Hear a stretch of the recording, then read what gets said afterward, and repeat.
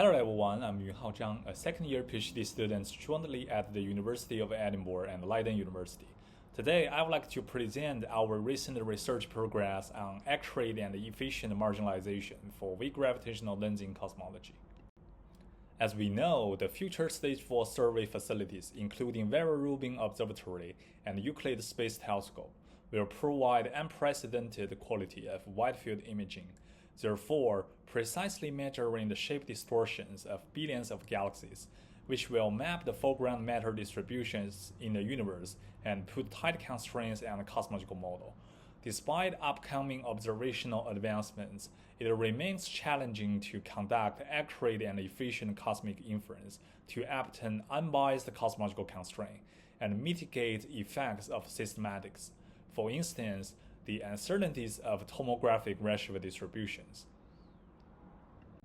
Here is an example flowchart of the inference procedure, where we start from the cosmological parameters and then compute the 3D power spectral based on theoretical formalism, for instance, perturbation theory or halo model.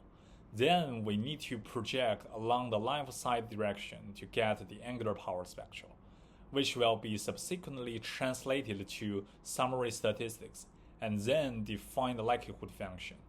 Eventually, we can conduct MCMC analysis and infer the cosmology. In this talk, we will only focus on the projection calculation, where the example redshift distribution of galaxies in multiple tomographic bins are required. However, given the limited coverage of spectroscopic surveys, we have to rely on broadband photometry to make noisy estimates of the true cosmological redshifts. Therefore, we need to parameterize the uncertainties of the tomographic redshift distribution, and then accurately propagate the noise property to our summary statistics and likelihood function, thus marginalizing over corresponding nuisance parameters. As shown in the red plot, the conventional parameterization assumes a fixed shape of the redshift distribution and uses one single shift parameter to move the overall means. So, we aim to supersede this simplification and explore more sophisticated methods, also validating their performance as forecast for future Stage 4 surveys. However, a comprehensive way of parameterization, for instance, using the height in each redshift shell, will produce hundreds of nuisance parameters. Thus, the large dimensionality of the space, jointly for cosmological and nuisance parameters, will make the sampling extremely expensive, especially for Stage 4 surveys, where we have increasing numbers of tomographic bins. So, we recently developed two distinct novel approaches to marginalize over uncertainties of tomographic redshift distributions. One is to use deep neural networks to compress the target distributions into Gaussianized low-dimensional latent space, which serve as reduced nuisance parameters to avoid massive sampling. Another methodology is to analytically express the relation between summary statistics and nuisance parameters, thus directly estimating the posterior of cosmological parameters without additional sampling. Now let us start with the machine learning algorithm. Here we introduce the model of variational auto-encoder VAE, which is comparable to principal component analysis PCA. However, PCA only implements linear transformations. On the other hand, VAE can be deeply beyond linear via neural networks. Thus, VAE can be more efficient than PCA in dimensionality reduction. Its architecture first uses neural network as the encoder to compress the high-dimensional input datasets into Gaussianized low-dimensional latent space. Then we resample the latent variables based on multivariate Gaussian distributions, which are subsequently used as the initial states for the decoder. Next, another neural network called decoder is applied as the inverse process of the encoder to return from the latent space to data space. Eventually, alternate ways are optimized to minimize the losses between the input and output target distributions. The architecture of our VAE model is actually quite basic, we utilize multiple layers of convolution neural network CNN and then followed by a set of fully connected layers. Each layer is accompanied by batch normalization, dropout, and ReLU activation. However, if we carefully design the loss function, we can simultaneously reproduce various aspects of the target distributions. Specifically, we incorporate 4 different types of loss functions, including ones that control the behavior of the means, variances, and covariance matrices of the reconstructed datasets. Also, we include the additional KL divergence loss, that is to regularize the distributions of the latent parameters to follow the multivariate normal distributions. We choose the Huber functions as the losses for means and variances, as well as the mean absolute error for covariances to make multiple terms has comparable orders of magnitudes, as shown via the purple, blue, and green solid lines in the red plot. In this way, they can be trained at the same time to fulfill comprehensive learning of the overall statistical property of the uncertainties for tomographic redshift distributions. Besides, we apply a large value of epoch size to promote precise regularization on latent space. Thus, we can avoid unphysical outliers generated during the resampling process. After the optimization, we eventually compress the full training datasets with 4 tomographic bins and 1 to 8 redshift shells into 8 latent variables in total, which is the minimum number we have tested to achieve proper covariance reconstructions. The left plot clearly shows that they almost perfectly follow multivariate normal distributions, and if you resample one single latent variable but makes others fixed, then decode back to the data space, as presented in the right plots, you can find the latent variable can trace the uncertainty in a purely beyond linear manner, and it directly controls the noise in different tomographic bins at the same time. Then, we evaluate our modeling performance in terms of the statistical reconstruction. As you can see, in the top 2 plots, we show the means and standard deviations of the test datasets, color-coded at multiple tomographic bins, with the inputs on the left and the outputs on the right.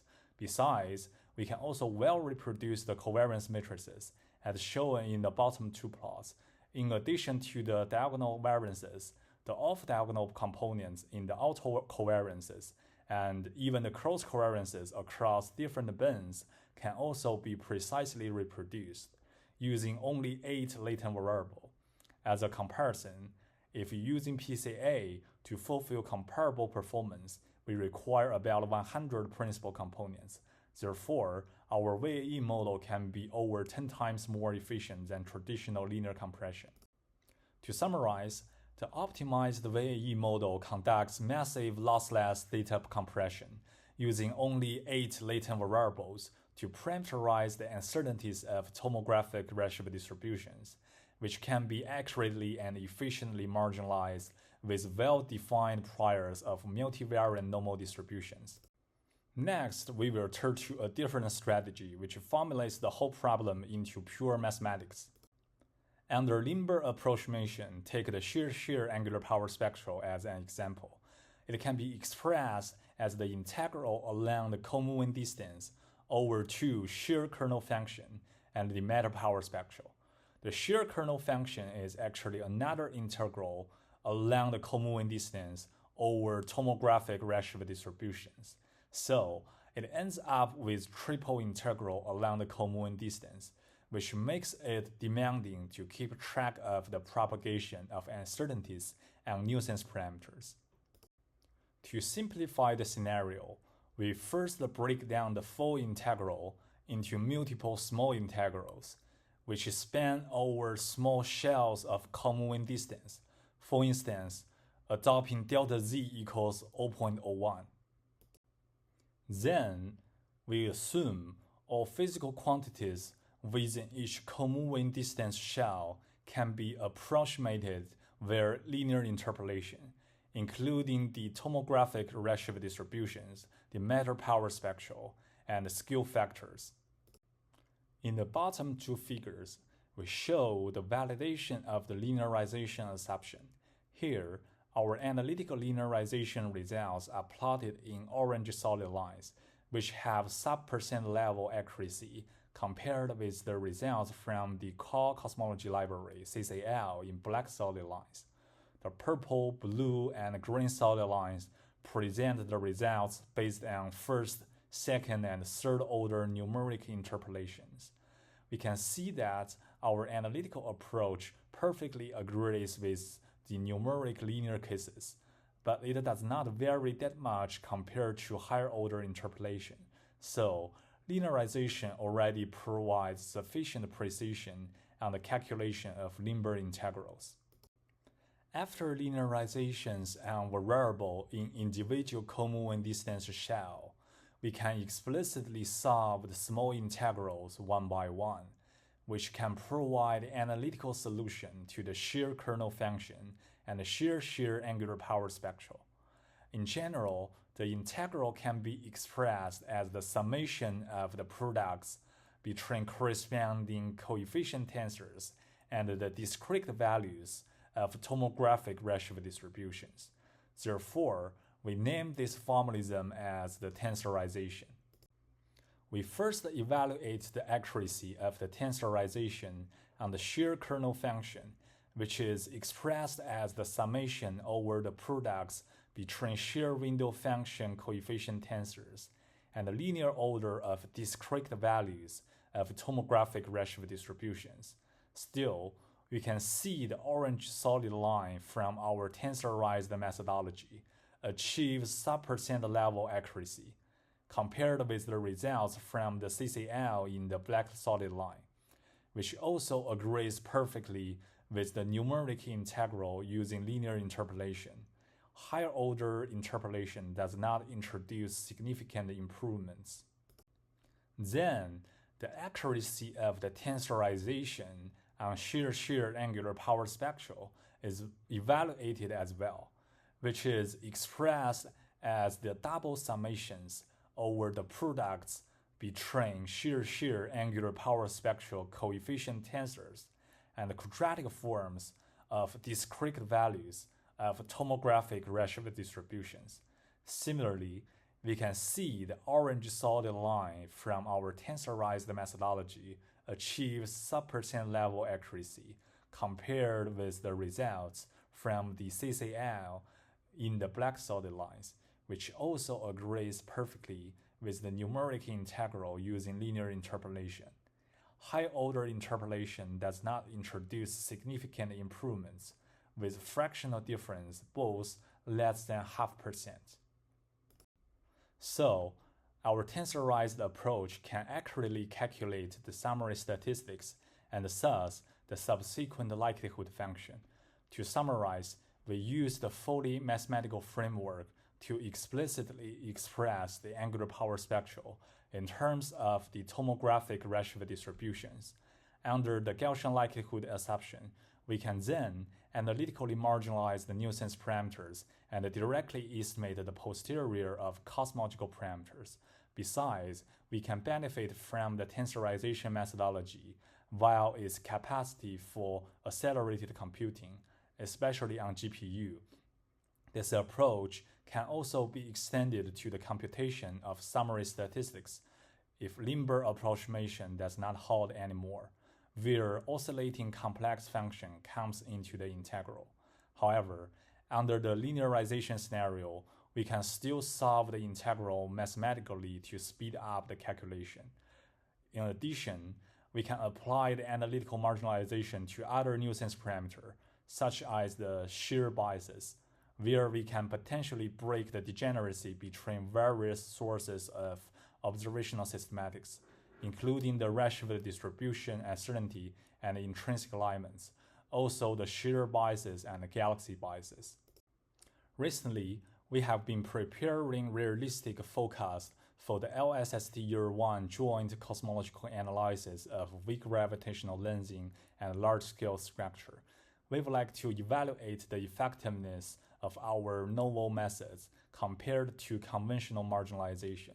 Furthermore, in the future, there are more to explore to broaden the application of VE algorithm and tensorization in various aspects of cosmic inference regarding the modeling accuracy and the computational efficiency.